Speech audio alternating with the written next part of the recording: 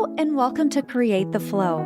I'm Monica Freeman, host and founder of Monica Freeman Studios and Unewell.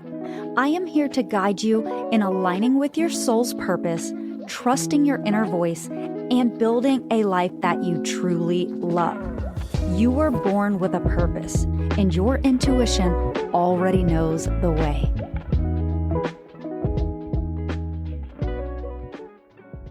Hello, love. Welcome back to the show. If you hadn't noticed, I rebranded. It has been a long time coming. The main reason is because as I grow, I realized that I launched this podcast specifically for entrepreneurs. And as I evolve, I realize my audience isn't just entrepreneurs. And while some of you are, and I love that, because I'm on that journey with you, and I will still share episodes about business and strategy, I just realized that there is so much more to living a purposeful life, a soul-led life, and feeling your authentic self every day. So for me, this podcast and this transformation of my life and this rebrand was really inspired to help more people come alive. As part of this rebrand that I did a couple months ago, I also added a quiz to my website, and it's essentially about the different archetypes you might be embodying that is keeping you blocked from reaching your soul's purpose. So I guess with this episode, I want to introduce just one of the archetypes. There's so much information, and you can go on to my website and get your own reading and see which archetype you are. But in this episode, I want to discuss the first archetype, which is the overachiever. And like I said, there is so much information for each one of these that it would have been too overwhelming to put them all in one episode. And I really want to dive into them individually so that you can see if this might be what's keeping you from your soul's purpose, so that you don't have that feeling of overwhelm and thinking you have to do everything in a specific time frame, because truly that's not manageable. We can only do one thing at a time. I want you to lean into where you are most aligned. So let's dive into what the overachiever archetype looks like when you are feeling blocked from reaching your soul's purpose.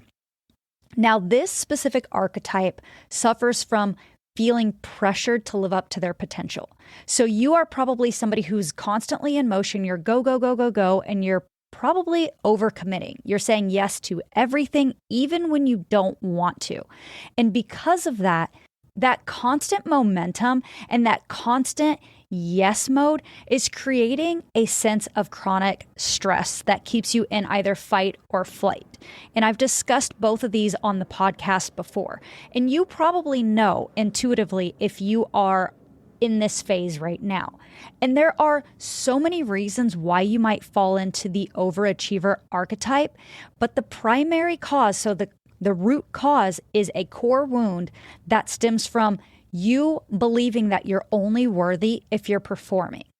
So if you're not reaching a certain result that either you've set for yourself, or maybe it's a core wound that was developed in your formative years, because that's traditionally speaking, when we form these wounds, they are between the ages of 0 and 7.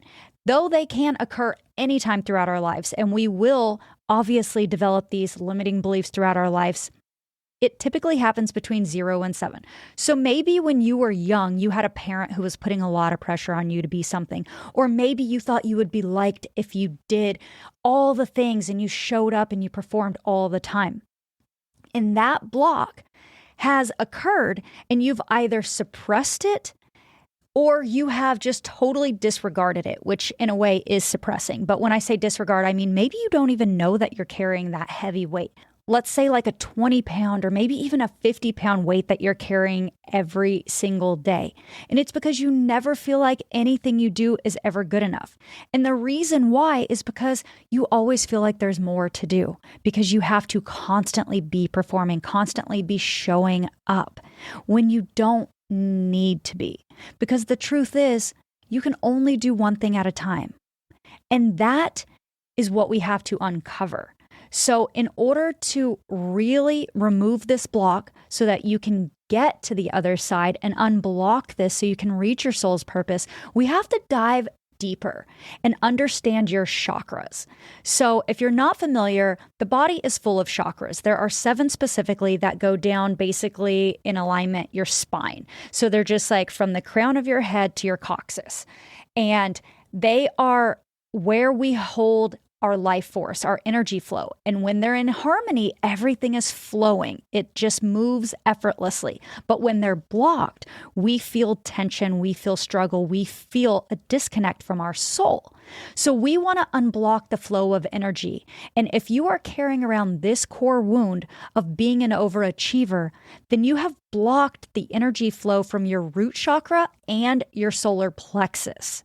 So this is basically what's keeping you grounded and anchored into yourself. This is the bottom of the chakras. This is like the very first 2 chakras. This is where your body is holding all of that, your formative years, all of that developmental patterns that you've created at such a young age. And so what this means is you have probably created a narrative that tethered you into the idea that safety was correlated to achievements. So the more you did, the more you performed, the more achievements, the more you were safe, or your self-worth, or controlling outcomes. And unfortunately, when we are not living in alignment with our body, we feel tension, we feel stress, we feel dysregulation, we feel overwhelmed, overworked, we feel out of our bodies. Because even though we're trying to create the narrative, we are not anchored into safety because we're constantly trying to achieve, and you can never outperform performance. And we're constantly trying to feel worthy, even though the worthiness comes from internal. It's here within you.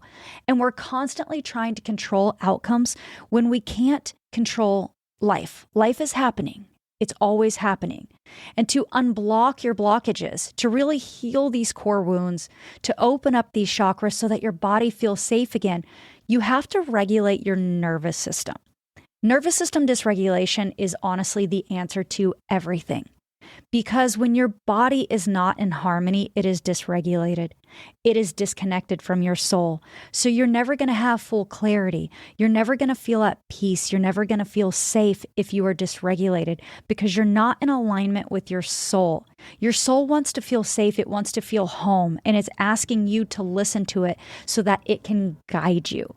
So the first step to creating this peace, this soul alignment, if you are an overachiever, is we want to create an energetic boundary.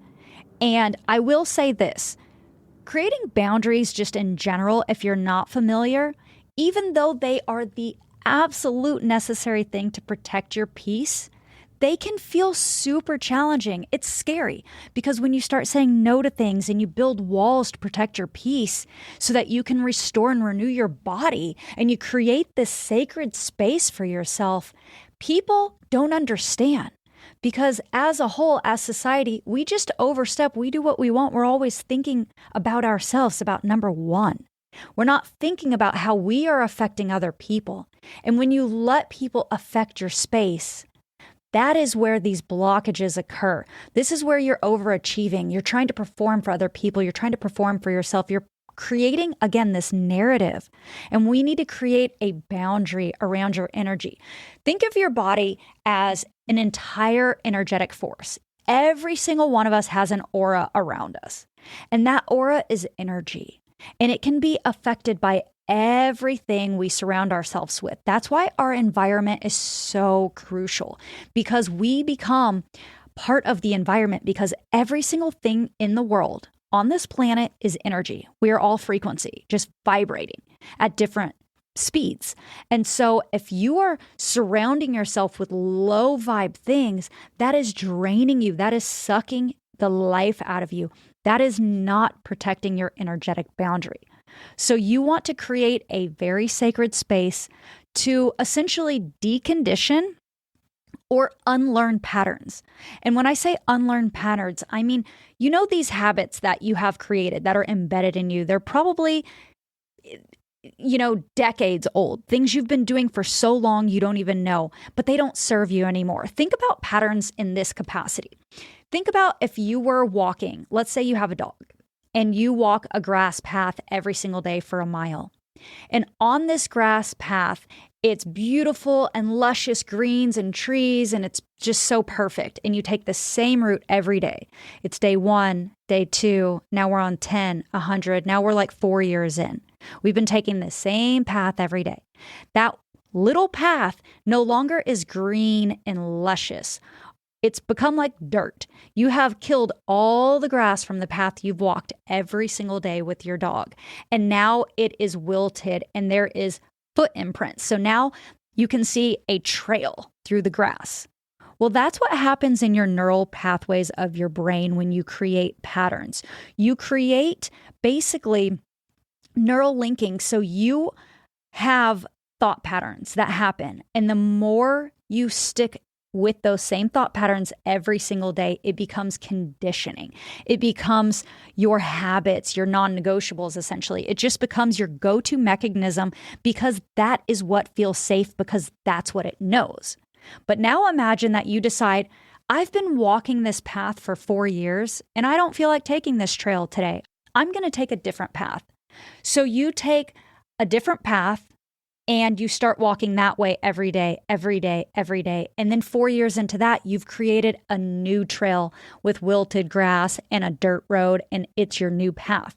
That's what deconditioning is. We are essentially taking all these thoughts that have been programmed deeply and embedded into your brain since your formative years throughout life, and we are basically telling these thoughts, I am not subscribing to these thoughts anymore. I do not believe this. This is not true. This is not my reality. And we are saying something that is real. So if right now you have a negative thought, like you have to perform all the time to be successful, to be worthy, to be loved, we're going to rewrite that and say, I am safe and I am perfect just as I am. I am loved. And we're going to keep saying that every day. And every day we're going to be speaking what we want to believe is true. What is true, which is you are safe right now. You do not have to perform all the time. In this very moment, you are safe. And the more that you keep deconditioning, so unlearning those patterns and rewriting a new narrative, the more you create this new trail or this new pathway in your brain so that your body starts to regulate your nervous system, so that you no longer have proving energy, you have peaceful energy. And instead of these mind patterns that are on a loop of you needing to do more or you should be doing this, you're able to sit alone and really hear your body again. You can hear your intuition because you've created this peaceful pathway from your gut to your brain so you can hear everything. All your chakras are in alignment and you feel safe again. You don't feel like you have to constantly perform or overachieve.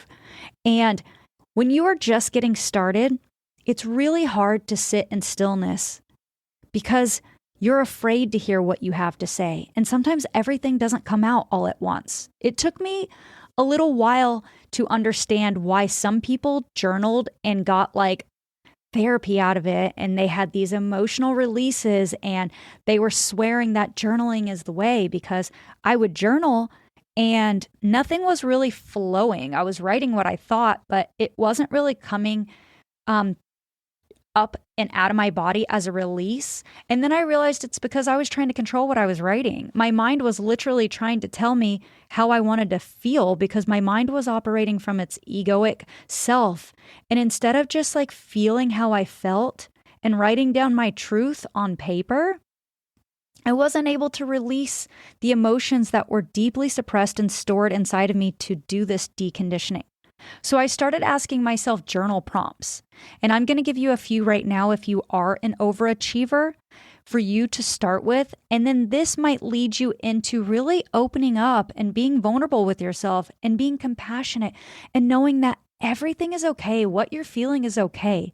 It's not your feelings anyway. It's emotions that have been suppressed. It's feelings that have been stored in you from external influences, from pressures of other people, from limiting beliefs, from things you were taught as a child, or maybe from your mentorship or teachers or society, but it's not yours to carry. And I want you to, if you have a pen and paper, I want you to write down these 3 things. And these can be your journal prompts. You can use them. You do not have to use them. You can use whatever you want. If you want to just open up paper and start writing your thoughts down, you can do that as well. But I want you to know that eventually, the more you commit to this, especially if you do it for 21 days, because I think that's how long it takes to form a habit, it's going to get easier. You're going to start sitting in silence comfortably, and you're going to start understanding what is disconnected internally. So the first question I want you to write down is, what do I need to feel safe right now? What do I need to feel safe right now? And really allow yourself to feel that. The second question is, what excites me and makes me happy? What excites me and makes me happy? Truly think about what makes you happy. I think we get lost in what we think is supposed to make us happy instead of really thinking about what excites us and makes us happy.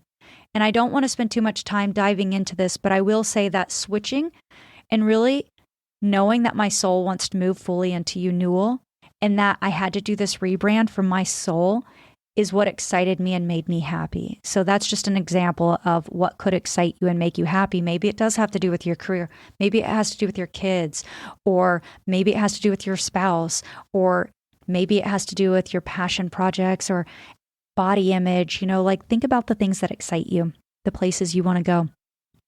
And the third thing I want you to write as a journal prompt is, what is constantly draining my energy? In order to create these sacred energetic boundaries, we need to understand what's draining your energy. And here's the thing. You might have one thing and you might have 25 things that are draining your energy right now. We don't have to dissect all of them in this very moment. We just have to understand what's draining your energy so that you can stop putting energy slowly into these things, or spend the right amount of time doing these things so that you're not leaking all your energy in one place, and you can create more excitement in your days and more joy doing the things that light you up. It's really important. I know I've shared this with you in the past, but part of the reason why I postponed my creative agency, if you will, and stopped taking clients and went on the sabbatical was because the service that was making me the most money was draining all of my energy. And I felt misaligned and I couldn't place it because at that time I fell into this archetype of being an overachiever. I want you to figure out if there is something that's leaking your energy and keeping you from actually performing in the capacity that you're meant to perform, because overachieving is not what your soul came here to do. I teach human design. I am a human design mentor.